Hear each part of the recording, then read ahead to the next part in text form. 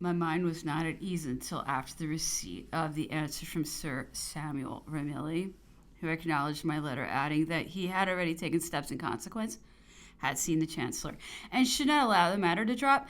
This circumstance occasioned an unpleasant explanation with the captain of the Bellerophon, whom Admiral Keith had commissioned to express to me his displeasure at my having secretly written to Sir Samuel Ramilly, contrary to his injunctions.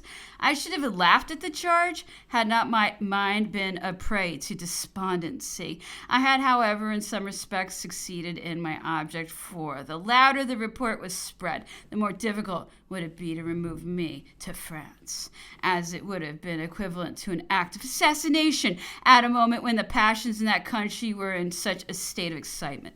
We were left on board the Bellerophon in Plymouth Roads until the 15th of August, when we were transferred to the Eurotas frigate, in which we were 6 other French officers who had also accompanied the emperor, and like ourselves had been prevented from following him to St. Helena. Some of them were nevertheless very young. They were not treated, however, with less severity than I was. We were then 8 in number on board the Eurotas. This frigate set sail on the 18th of August and put into Gibraltar on the 1st of September. At this place, the same precautions were adopted as in England to prevent our holding any communication whatever with the shore. The frigate again stood out to sea and arrived on the 18th of September at Malta, at which place the same strict injunction was observed until the 23rd, when we were landed at the Lazaretto and sent to Fort Emmanuel as our place of confinement. Some idea may be formed of the severity of our detention by a perusal of the instructions. Number 1 annexed, given to the colonel placed in the fort with a garrison of about 300 men to watch over us. The officers and soldiers of that garrison were even prevented from going into the town, except when they were sent there on service. I was at a loss to account for these rigorous measures of precaution. I amused myself reckoning the number of men on duty, which this garrison furnished every day. The parade took place under my windows, and I saw them filing off. I counted the picket, which consisted of 78 soldiers, thereby inferring that they kept 18 sentinels there. Nevertheless, this rigorous treatment was combined with extreme politeness and the utmost anxiety to meet all their wants. It was sufficient for us to manifest a wish to have it immediately complied with, as long as it did not contravene the severity of the orders connected with our detention. Previously to entering Fort Emmanuel, my effects were subjected to a strict search, which was carried out in a manner repugnant to my feelings. My linen was spread open, one article after another. The pockets of my clothes were turned inside out. A closer examination could not have been made had the search been for the head of a pin. A very strange idea must have been given us to the government of Malta when they could deem such rigid precautions necessary. The English colonel declined to assist at the search I was made to undergo. He withdrew, but the officer who effected it dismissed all forms of courtesy. He was almost the only one who gave us any cause of dissatisfaction, for the others were, generally speaking, kind to us. When they found that we were neither malefactors nor criminals, they even bestowed every mark of attention upon us. We were forced to resign ourselves to our misfortune. The most prejudiced mind, however, could not fail to admit that it arose out of the calumnies and persecutions which unceasingly assailed us. If the English government had possessed the right of considering us as prisoners of war, what necessity was there for sending us from England to Malta? Since it deemed itself fully justified in its conduct towards us, what had it to apprehend from our complaints? This isolated measure could only have the effect of creating a doubt as to its justice, whilst the strict watch exercised over us was sufficient to lay open the motives of it. No other can be found on mature reflection except the apprehension of the circumstances we might have divulged on the subject of our arrival on board the Bellerophon. The government wished to compel us to silence until they should have succeeded in representing to Parliament the violence exercised upon the person of the Emperor as an act perfectly in unison with the decree of allied sovereigns. Peace had been signed in Paris on the 15th of November and ratified a few days afterwards. Nevertheless, the harsh treatment exercised towards us did not cease until the month of April 1816. It was no doubt brought to an end because its injustice and uselessness had become manifest. It was not until then that we were enabled to recover our liberty. I was at a loss how to while away a time which grew heavy upon my hands, and I set about writing the memoirs which have just been read. My prison afforded me no object of attraction. Nothing was calculated to divert my attention. My mind naturally reverted to the days gone by. I had some excellent geographical maps and was gifted with a fertile memory. I therefore endeavored to record all the military events in which I had taken part. If this voluminous narrative should be found to contain any inaccuracies in respect to dates, it presents no important error of facts. At any rate, these are nothing more than materials which I supply for the use of whoever may undertake to hand down to posterity the details of the most gigantic works and the most extraordinary disasters ever recorded in the pages of history. Chapter 16. When I quitted Malta in the middle of April 1816, I was enabled to determine what course I should pursue. I knew the fate of the young and gallant Labedoyer, as well as that of Marshal Ney, which was more recent. I had moreover to guard against a snare which had been laid for me. And with this my wife succeeded in making me acquainted through the medium of a confidential man whom she dispatched to Genoa. Scarcely a fortnight elapsed after I received this important warning, when the drawbridges of the fort in which I was confined were lowered before me. I felt no inclination to sail for America. Besides, I had no choice but to go on board the vessel, which was in readiness to receive both me and General Lalemant. I resigned myself to my fate. Indeed, the circumstances under which I quitted the fort precluded the possibility of long deliberation. I was loaded with clothes, having on a coat, a great coat, and a cloak. In each pocket I carried a little parcel rolled in a napkin, consisting of a change of linen, and my cloak concealed under another parcel, which I carried in my hands. General Lalemant was accoutred in a similar way. We were both obliged to walk under the scorching rays of the sun the whole distance between Fort Emmanuel, whence we had been released, to the inward extremity of the great harbor, where the sloop which was to receive us was lying. We were exhausted with fatigue at our journey's end. We reached the mouth of the harbor and got on board an English merchant vessel, which immediately set sail for Odessa. The ship was to touch at Smyrna in Constantinople, and I at first entertained the design of fixing my abode in the latter city. I, however, met in Smyrna Monsieur de Vintimille, formerly a knight of Malta, who had followed us to Egypt. Our acquaintance was renewed, and the character he gave me of the European inhabitants of Smyrna determined me to go no further. Mr. Charles Withel of Liverpool, for whom the vessel was freighted, which conveyed us to Smyrna, generously offered us an asylum and assisting on receiving us at all hazards. For Mr. Withel and all his family, General Lalemant and I received the most marked and delicate attention. At the expiration of a few months, Mr. Withel was under the necessity of proceeding to England. General Lalemant had determined on going to America, and I remained alone at Smyrna. My political situation now became worse than before. But I was at length received by a French family. Monsieur Etienne Fouton provided for me and kept me for 6 months, concealed in his home. And when I could not with safety, either to him or myself, remain longer in his house, or even in Smyrna, he placed me on board a vessel which was to sail for Trieste. During the few weeks of my abode in Smyrna, I had an opportunity of becoming acquainted with many Englishmen, as well as several Turks of distinction, among other the Pasha. The individuals, one and all, expressed their astonishment that the Emperor Napoleon did not, before the opening of the Russian War in 1812, adopt some measures for securing the concurrence of the Turks, who concluded peace precisely at the moment when it was most to their interest not to separate themselves from France. They added that the Emperor was wrong to abandon the Turks to the mediation of their natural political enemies, and they assured me that as soon as the war between France and Russia became inevitable, the Russians made every endeavor to prevail on the Divan to conclude peace. They declared that the Emperor had proposed to Russia the dismemberment of Turkey, that Alexander had several times rejected the proposition, and that it was with the view of forcing him to accept it that France declared war against him. This assurance obtained no credit among the members of the Divan. The Sultan in particular pronounced it to be improbable, observing that the plan being highly conducive to the interests of Russia, she would naturally have been eager to accept the proposition that had been made to her. Nevertheless, intrigue still continued active. Pretended original documents were referred to,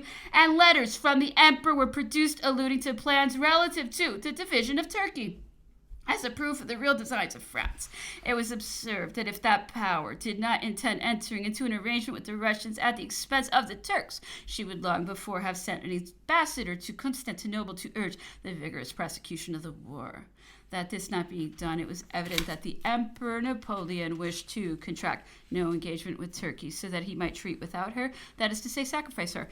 These perfidious insinuations gained credit because there was no reasonable excuse to justify the absence of our ambassador, especially when it was recollected that in 1806, before the commencement of the war with Prussia, which it was never anticipated would lead to a difference with Russia, France sent as ambassador to Constantinople General Sebastiani, who had time to establish his credit when it was necessary to bring the Turks to a decisive course, as was the case in 1807. In 1812, then, the Turks yielded to importunities with which they were beset. They did so as much from credulity as from indifference and the fear of being abandoned. They signed a peace from the consequences of which they are now suffering. The Russians affected to make concessions to them, for which, however, they promised themselves ample amends on the first favorable opportunity.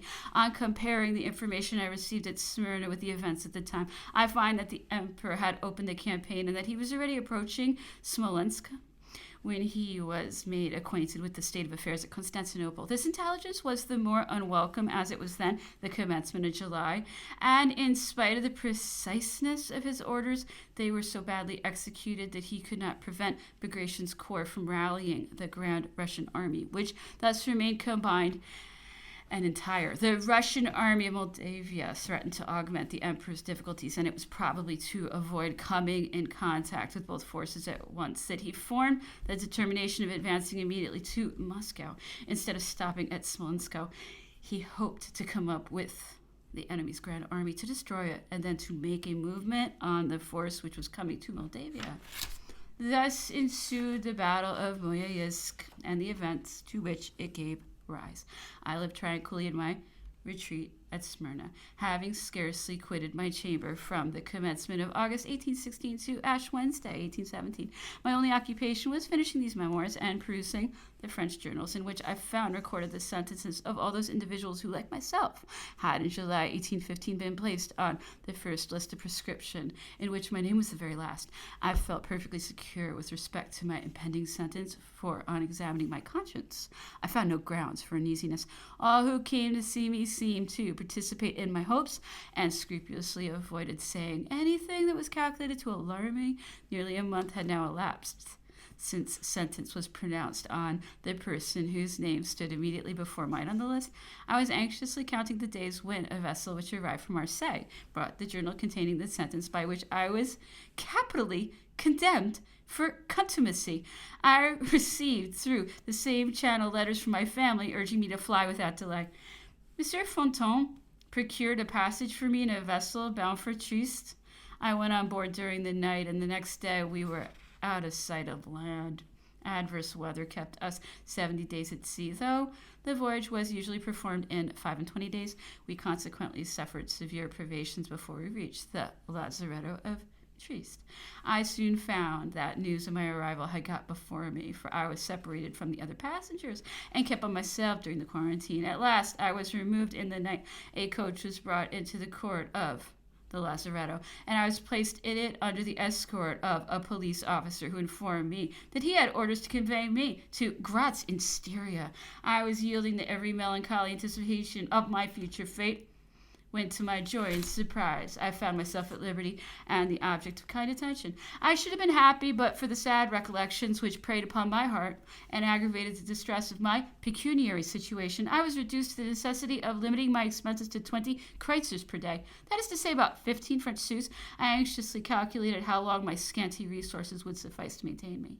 In the meanwhile, the Emperor of Austria passed through Graz on his way to Italy. He was accompanied by Prince Metternich. I ventured to request an audience of that minister, and I experienced the most flattering reception. He recommended me to be patient, added that he was very far from suspecting that I was reduced to such a state of privation, and that if the emperor had known it, he would have taken means to relieve me. I immediately replied that though my misfortune were doubtless severe, I begged to be spared the humiliation of living upon charity, that though I was forsaken and friendless, yet my courage could not fail me, as long as I had no reason to blush for my own conduct. I added that since Prince Metternich had the goodness to offer me his assistance, I should be happy if he would procure the permission of the French government for my return to Smyrna, where the climate agreed with me, and where the low price of living suited my slender resources. He promised to do so, and he kept his word, for it was through his influence with Monsieur de Richelieu in 1817 that I was enabled to return to the East. I shall therefore be ever grateful for his kindness. In the interval, my wife, accompanied by my eldest daughter, came to see me. She brought me some pecuniary aid, and shortly after her departure, I received the permission I wanted. I was unwilling to depart without thanking Monsieur de Metternich, and I obtained permission to go to Vienna, where I had the honor of seeing him. Next day, I again set out for Graz, and immediately after for Trieste,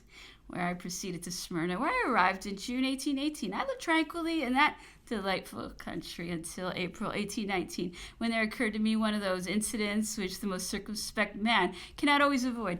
I was weak, my only protection being public faith and the respect of the persons by whom I was surrounded. The French were obliged to keep at a distance from me, but the English gathered around me. I hoped that all difficulties would soon be at an end, when by intelligence from Constantinople I learned that the French ambassador had become my enemy and had issued severe orders against me. I saw but too plainly that these orders must be executed, or that I should compromise in the utmost degree the English family who had given me refuge. I resolved to depart that very night. An English vessel was on the point of sailing for London. The captain, who was a kind-hearted man and who had witnessed the dangers that threatened me, consented to take me on board without a passport. He even carried his delicacy so far as to decline receiving more than the sum usually paid for a passage from Smyrna to London. His name was Brock, and he died, and I have since learned, at sea. In the course of my voyage, which lasted 55 days, an adventure occurred which seemed likely to fill up the measure of those evils which had so long beset me. The vessel had her yawl sung from the poop. We were off Cadiz at the confluence of the Straits of Gibraltar with the ocean. The weather was very fine, the wind light and favorable. The captain was on deck, and the mate was sleeping in the yawl as in a hammock. All on a sudden, one of the slings to which the yawl was suspended gave way, and the mate was precipitated into the sea before he was well roused from his sleep. Fortunately, he had caught the thwarts of his yawl, which served him as a safety buoy, for he was unable to swim. He called loudly for help, but the vessel sailed on. The captain, with great presence of mind, cast off the other sling by which the yawl was suspended, hoping that when lowered it would float, but he was unfortunately mistaken. Being supported only at one end, the yawl descended vertically and was swamped. It was soon, however, hauled up again and left hanging from the poop as before. The captain, without losing a moment, got out in the longboat, having himself cut away with a hatchet the stays by which it was fastened to the deck. He had all the sails taken in except one abaft and one ahead. He begged that I would take the helm, showing me on the compass the point in which I was to keep the ship's head. This done, he, together with all the crew, jumped into the boat and pushed off in search of the mate, who was by this time completely out of sight and hearing. I was now left on board the vessel with only the cook and the cabin boy, a lad of about 12 years old.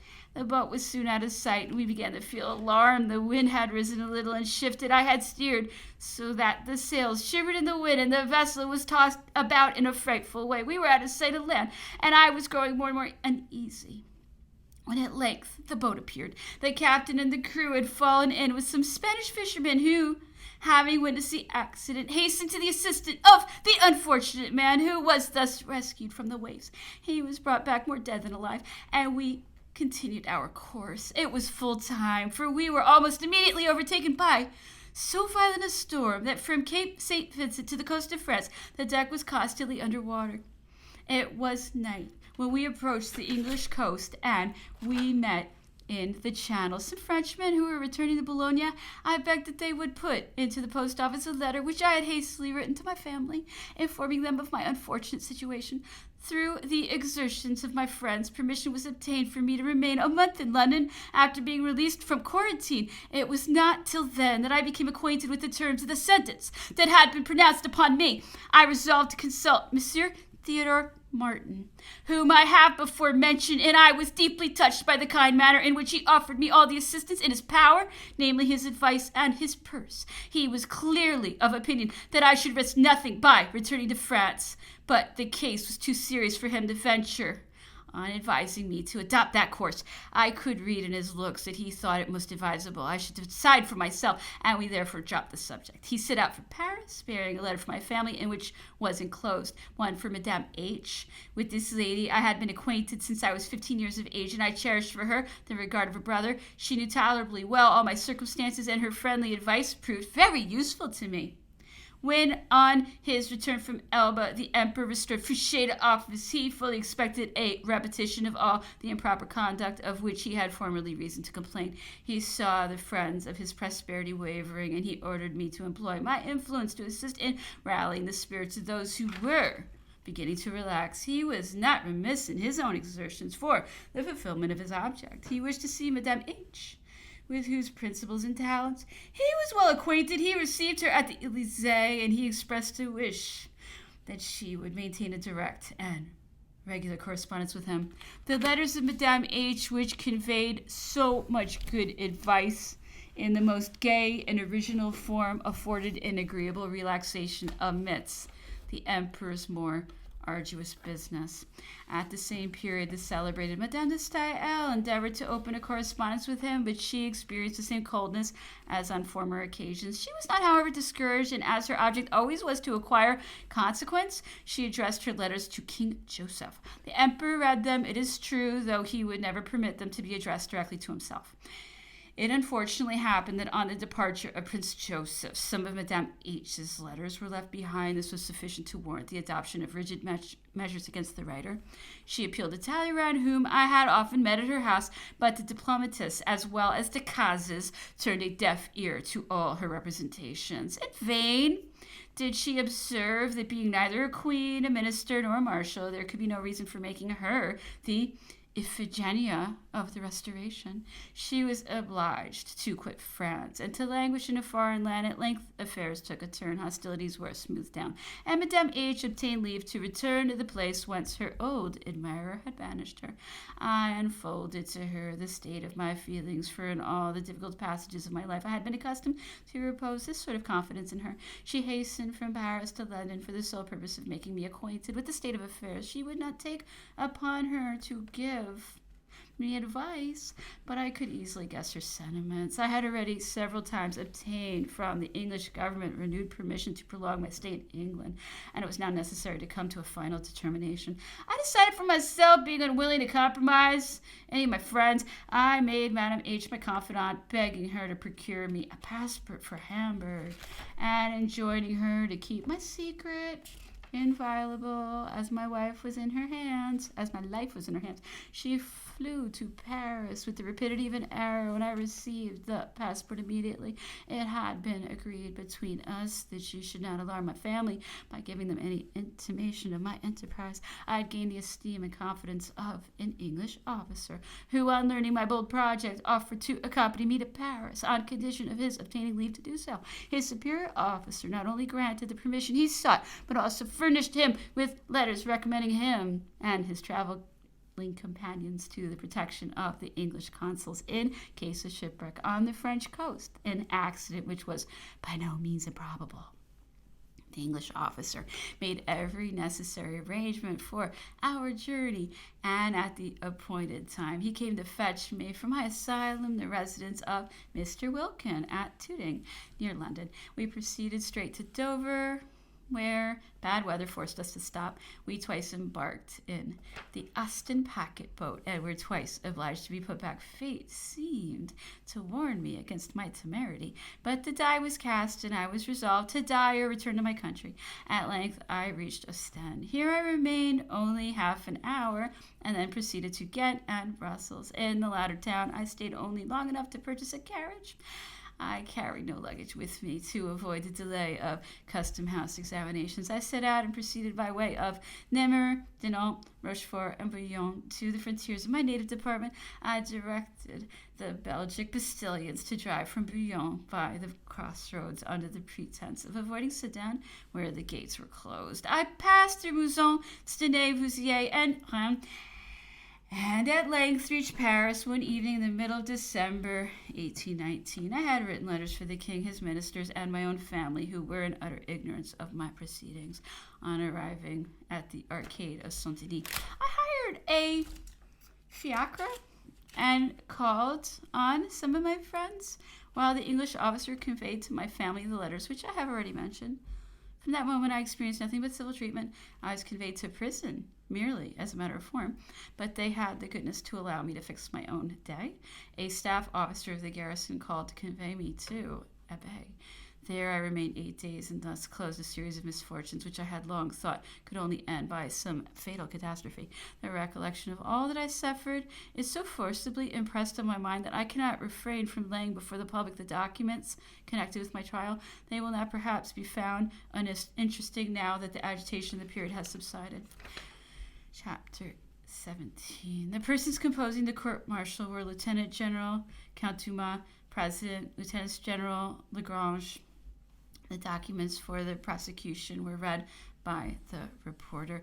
They were the sentence pronounced by the court-martial on the 24th of December, 1816, by which the Duc de Rovigo was condemned to death as being compromised in the ordinance of the 24th of July, 1815, on the alleged charge of high treason, and for taking part in the alleged plot of 1815 for the purpose of bringing back Napoleon to France. 2. A decree of the 20th of March, 1815, by which the Duc de Rovigo was appointed Inspector General of the Gendarmerie. 3. A letter without either date or address signed the Duc de Rovigo and couched in the following terms: I have appointed Dr. Renou, physician of the state prisons. He was dismissed, and he is the person who was last year the bearer and medium of communications between us and the island of Elba.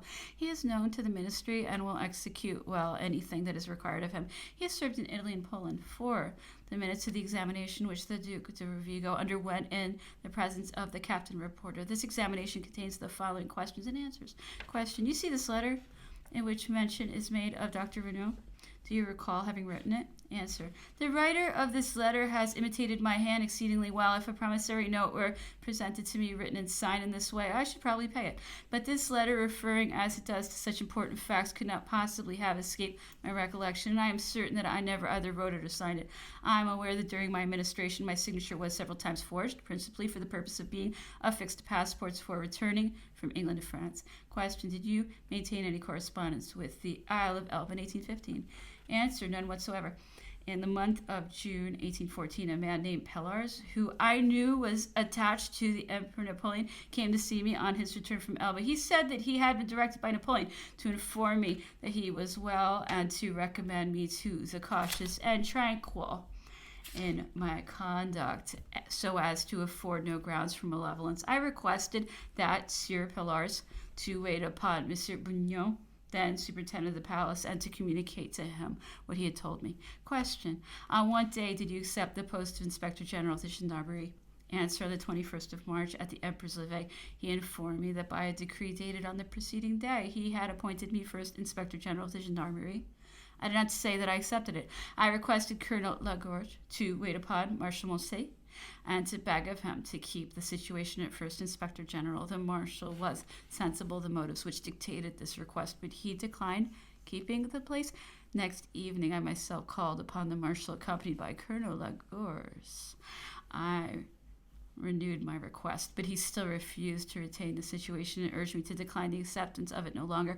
I owed some deference to the opinion of a man whom I had seen so often and so gloriously lead our armies to battle. Besides the post of Chief Inspector of the Gendarmerie, merely provided for the security of persons and property. I looked upon the acceptance of the post as a matter in which my patriotism was concerned, and yet it was not until the 23rd of March that I entered upon my functions. The documents having been read, the Duc de Rovigo was introduced. His countenance was composed. He wore the insignia of his rank of Lieutenant General and Grand Officer of the Legion of Honor. All the members of the court rose to return his bow. President, you are Mr. Savary, Duc de Rovigo? Answer, I am, sir. President, the law requires that I should ask your name, surnames, birthplace, and residence. Answer, gentlemen, for the last 4 years I have ardently wished for the arrival of this day. During that interval, circumstances which it was out of my power to surmount have kept me banished in foreign lands and prevented me from appearing before the court-martial which first decided on the accusation brought against me. I should have appeared before that court with all the confidence with which I present myself here, convinced that at the tribunal of the brave, justice dismisses all partialities, and honor exercises all her rights. It was not in my power to shorten the period of my exile. This will readily be believed by every Frenchman who knows the anguish of being absent from his country. By me this anguish was so severely felt that scarcely was I free from the thralls which kept me abroad. Then I hurried back to France. I was full of confidence in the justice of my cause, and to have hesitated would have shown a want of confidence in the equity of the government. My wishes are fulfilled in thus finding myself in the presence of my military peers. I resign myself to the decision with the same confidence with which I would again fight by their side. I beg, gentlemen, that you will be kind enough to listen to the counselor who lends the aid of his professional talent in a situation in which a man, whatever may be his conviction of his own innocence, cannot rely upon himself. I have particularly directed him to render an account of my conduct during my exile. President, Duke, I renew my question respecting your name, surnames, etc. Duc de Rovigo. My name is Anne-Jean-Marie René Savary, Duc de Rovigo. I am 45 years of age, a lieutenant general in the army, a grand officer of the Legion of Honor, and of the Order of Fidelity of Baden, and a knight of the Iron Crown. The court now proceeded to the examination of the witnesses. Dr. Renaud, I have seen the letter in which I am alluding to. I do not believe it to be written by the Duc de Rovigo. I do not recognize it to be his handwriting. The facts stated in it are totally false, and the Duc de Rovigo could not be the person by whom such assertions were made. It is said that I solicited the post of physician to the state prisons, but I knew very well that the state prisons were suppressed and were not to be restored. It is also affirmed that I was the bearer and medium of communications between the Isle of Elba and France. But I was then in the medical service of the Department of the Prefect of Police, where I had daily to sign my name, a circumstance which would scarcely be compatible with journeys to the Isle of Elba. I have produced evidence to prove these facts, and was in consequence set at liberty after being imprisoned for 3 months in 1816 on account of the letter now in question. Colonel Lagorce and M. Yver, head clerk of gendarmerie, confirmed by their evidence the statements of the Duc de Rovigo respecting the scruples he felt about accepting the situations of Inspector General and the period during which he exercised the functions of that office. 2 inspectors of handwriting declared, in their opinion, the letter bearing the signature of the Duc de Rovigo was in the handwriting of the Duke. The reporter here observed that the charge rested solely on the letter attributed to the Duke and on the decree by which he was appointed Inspector General of the Gendarmerie. Notwithstanding the evidence of the inspectors of handwriting, he doubted that the letter was written by the Duke, and besides, he thought it very difficult to derive from that letter any proof of the Duke's guilt.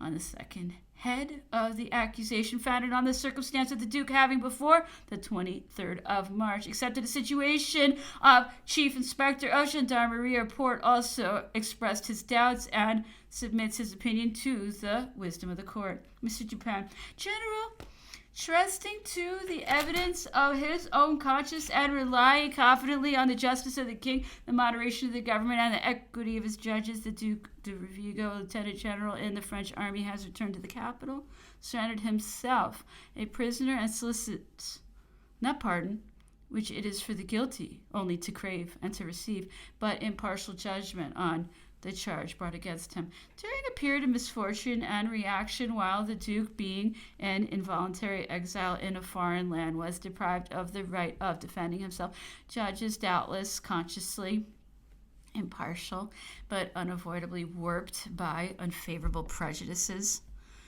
pronounced upon him the sentence of death.